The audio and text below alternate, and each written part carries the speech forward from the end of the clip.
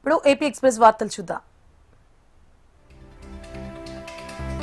YS Jagan Pulivendula పర్యటన రాజకీయ పర్యటన అని బీజేపీ ఎమ్మెల్యే ఆదినారాయణ రెడ్డి మండిపడ్డారు.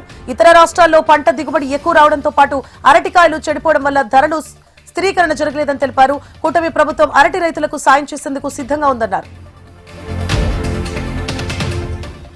సత్యసాయి జిల్లా పుట్టపర్తి ఎమ్మెల్యే క్యాంపు కార్యాలయంలో ఎమ్మెల్యే పల్లె సింధూరారెడ్డి, మాజీ మంత్రి పల్లె రఘునాథ్ రెడ్డి ఆధ్వర్యంలో ప్రజా గ్రీవెన్స్ నిర్వహించారు. ప్రజల సమస్యల పరిష్కారం కోసమే ప్రజా ఫిర్యాదుల కార్యక్రమాన్ని చేపట్టినట్లు ఎమ్మెల్యే తెలిపారు.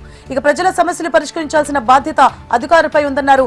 ఒక గ్రీవెన్స్ లో ఇచ్చిన ఆర్జీలు మళ్లీ రిపీట్ కాకుండా చూడాలని అధికారులకు సూచించారు. కడప జిల్లాలోని సిద్ధవటం, ఒంటిమిట్ట మండలాలను అన్నమయ్య జిల్లాలో కలపడాన్ని 2 మండలాల ప్రజలు వ్యతిరేకిస్తున్నారు.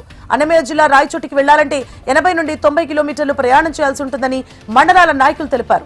పేద ప్రజలకు దృష్టిలో ఉంచుకుని కూటమి ప్రభుత్వం నిర్ణయం తీసుకోవాలని సూచించారు. రాజకీయ ప్రయోజనాల కోసం 2 మండలాల ప్రజలను ఇబ్బందులకు గురిచేద్దని ప్రభుత్వాన్ని కోరారు. అల్లూరు జిల్లాలో పోలీసులు గంజాయి నిందితులను అరెస్ట్ చేశారు. 3,80,00,000 రూపాయల విలువగల 760 కిలోల గంజాయి స్వాధీనం చేసుకున్నారు.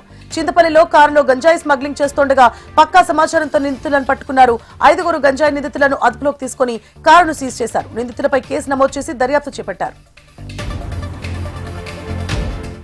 మహాత్మా జ్యోతిబా పూలే అందరికీ ఆదర్శనీయమని విజయనగరం జిల్లా కలెక్టర్ ఎస్ రామసుందర్ రెడ్డి అన్నారు.